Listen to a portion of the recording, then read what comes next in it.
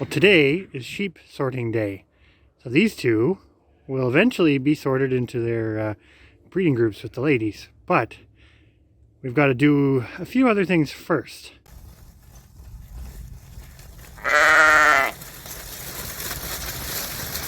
Step one is to run all these girls into the barn, into a stall for sorting.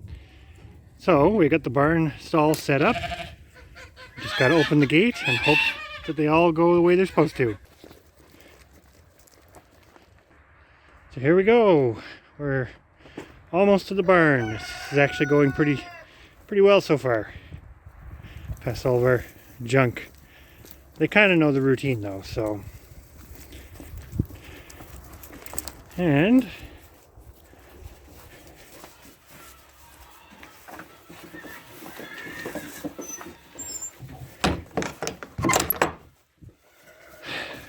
part one, done, without any major hitches.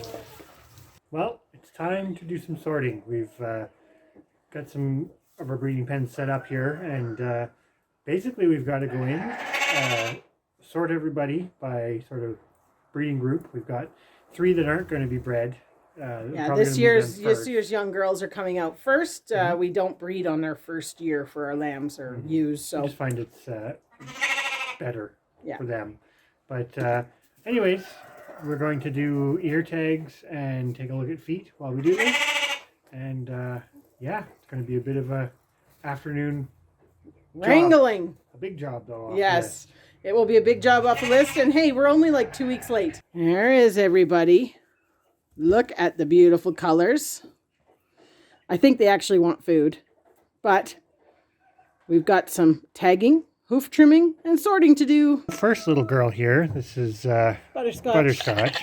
Now you can't really see it, but one thing we do is you kind of feel their back, where their spine is, and she feels really good, like quite round on either side.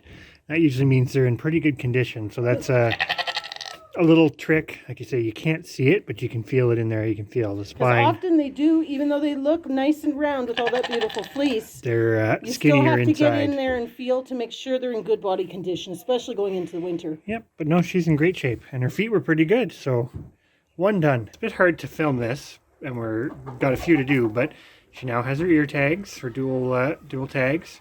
So all registered Icelandic sheep in Canada have to have dual tags. Yep, exactly. So she's good to go. Got them in pretty good. Nobody ever likes this, but it's kind of a quick operation. But she's going into the holding pen while we get the other 2 young ones.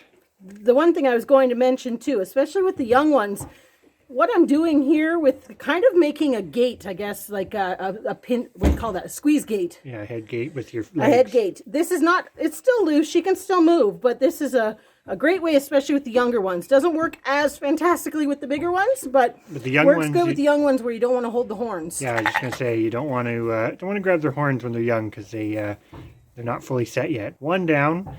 Only like 15 more to go. So the 3 young ones from this year that we've decided to keep for our breeding program are all tagged, feet done, had their once over check.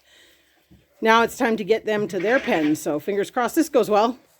So part 1 done. We got the 3 young girls, separated.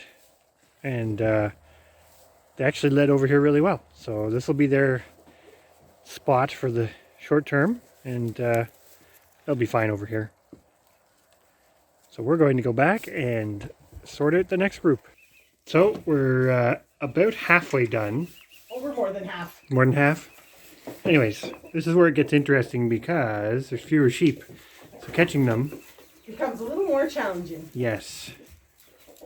Sorry, it's having a bit of trouble focusing because everybody's moving around. See how it's done here. The wrangling? Sheep wrangling. There you go. This is an older ewe, so you can actually hold her horns. They don't like it, but we'll get her out here. The treats help. They kind of figure out that it's not so bad. The young ones don't get it yet, but no. But some of the old ones we've done were really, really well behaved for sheep. Oh, they've been caught a couple times now, so they know. This was Brownie. She's only been caught like 3 times in her life, so, and every time was for stuff getting done to her, right? Yep, shearing, feet.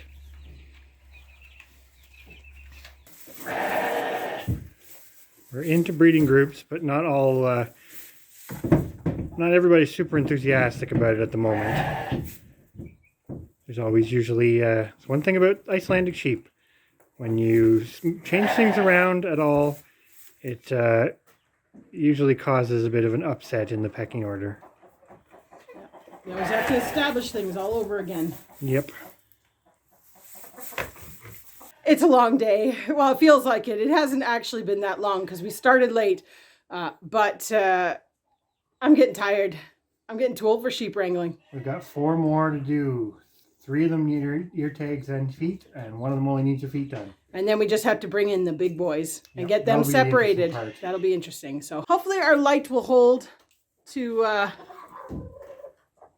allow us to show bringing in the big boys. Well, by the time we got finished putting everybody in their breeding groups last night, it was pretty dark, so we didn't get any visual footage. But here we have our one line. This is all Beauty and Mega Floss's line of girls. We got the 3 there. One's hiding up by the barn over there with Greedy. Greedy seems quite relaxed now that his girls are, or now that he's with the girls. Oh, they're all going to come over.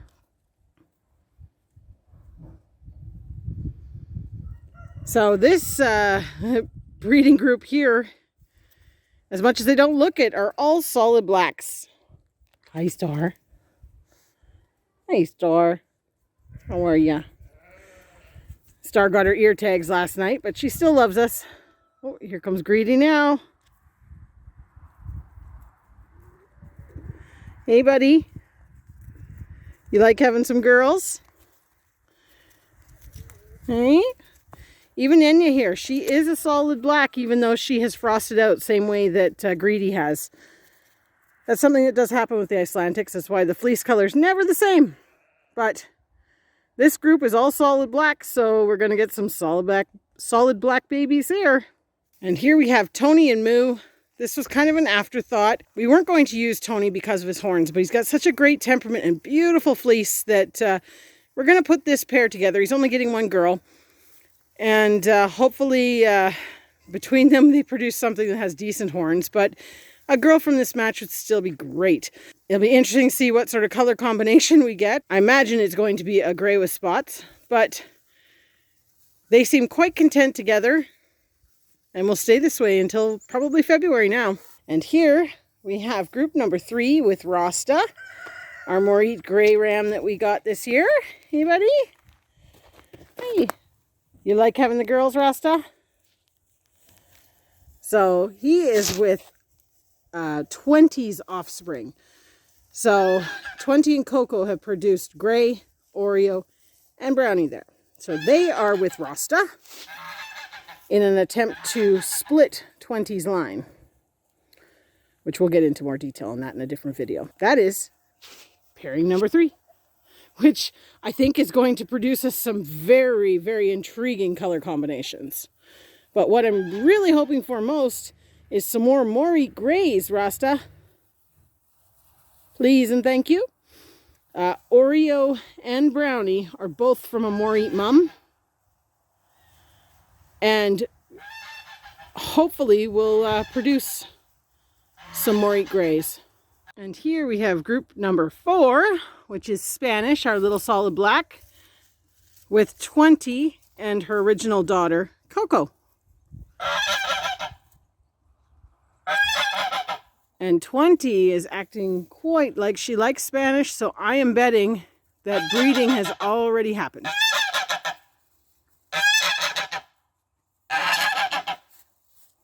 And there's a very loud goose.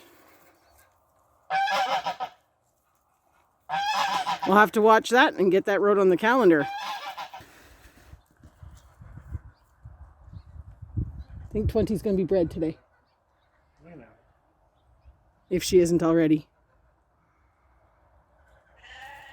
Because she likes him.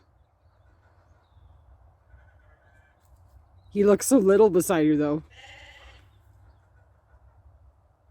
But little can still get the job done. And our last group is Lila, her daughter Chocolate, with Beardy. They seem to be getting along well. Lila seems to like him a little bit better than Chocolate does, but that just means Lila will be having babies first. That's a big job. Done and off the list. Yes, we're glad we only do it once a year. Bringing them back together after breeding season's a lot smoother and faster. Well, you've already done some of the other job. Well, and we Parts of the also job. have made a early New Year's resolution of never leaving them all to be done later. We're going to tag and do everything as they're born rather than waiting until we have. That's what we should do anyways. Yeah, Or at I least know. when they're younger. It's easier. It's easy with the group that's all different colors because you can tell them apart so you get complacent. But we're not doing that anymore because that leaves a lot of work. So at stay a time. tuned, watch this space, and see if we live up to that. We do have a track record of not, but we're very pleased this year with what we've got planned, and even throwing Tony into the mix using 5 rams, which seems excessive, but if you have them, why not? And we had the space to be able to throw together. As much as I had big ambitions of making a whole bunch of permanent ram pens, we managed to throw some stuff together temporarily in some timeshare spaces and kick some chickens out. So it all works, and I think that's one of the things to homesteading, I think, is You just figure out how to make it work. yeah, going with the flow and always having plan B, plan C, and sometimes even plan D.